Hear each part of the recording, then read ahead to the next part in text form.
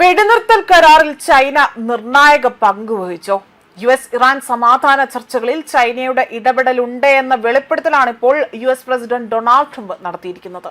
ഇറാനെ അനുനയിപ്പിക്കാനുള്ള ശ്രമത്തിന്റെ ഭാഗമായിട്ടാണ് ഇരുവരും ഈ ചർച്ചയുടെ ഭാഗമായത് എന്നതാണ് വിലയിരുത്തപ്പെടുന്നത്. അതായത് ചൈന ഈ ഒരു ചർച്ചയുടെ ഭാഗമായി തന്നെ ഉൾപ്പെട്ടിരിക്കുന്നു എന്നതാണ് ഇപ്പോൾ വിലയിരുത്തലായി പുറത്തു വരുന്നത്.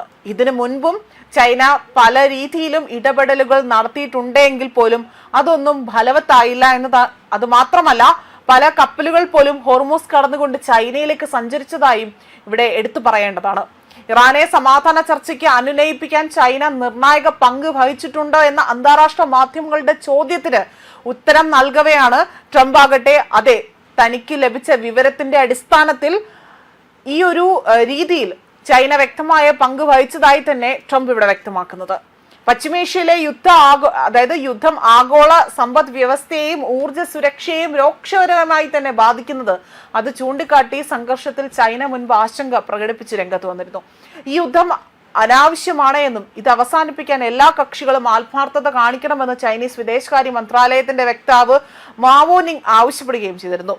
ഇതിന്റെ പശ്ചാത്തലത്തിൽ മേഖലയിലെ സ്വാധീനം ഉപയോഗിച്ചുകൊണ്ട് പാകിസ്ഥാൻ, തുർക്കി, ഈജിപ്ത് തുടങ്ങിയ രാജ്യങ്ങളെ ഇടനിലക്കാരാക്കിക്കൊണ്ട് ചൈന സമാധാന നീക്കത്തിന് വഴിയൊരുക്കി എന്നതാണ് പുറത്തുവരുന്ന റിപ്പോർട്ടുകൾ സൂചിപ്പിക്കുന്നത്.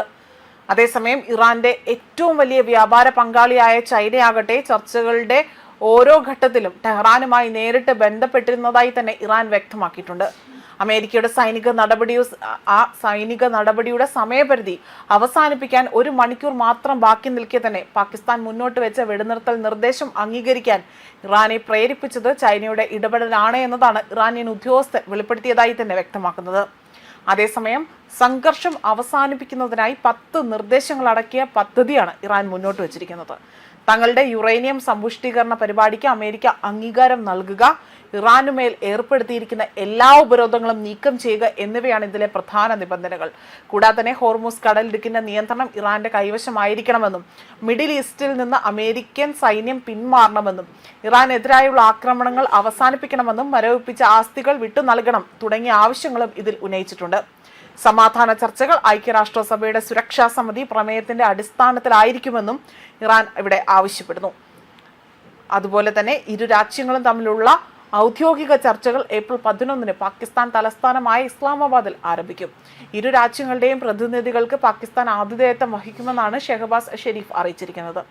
സുസ്ഥിരമായ കരാറിലേക്ക് എത്തുക എന്നതായിരിക്കും ചർച്ചയുടെ പ്രധാന ലക്ഷ്യമെന്നും ഇവിടെ എടുത്തു പറയുകയാണ് ചെയ്തിരിക്കുന്നത്.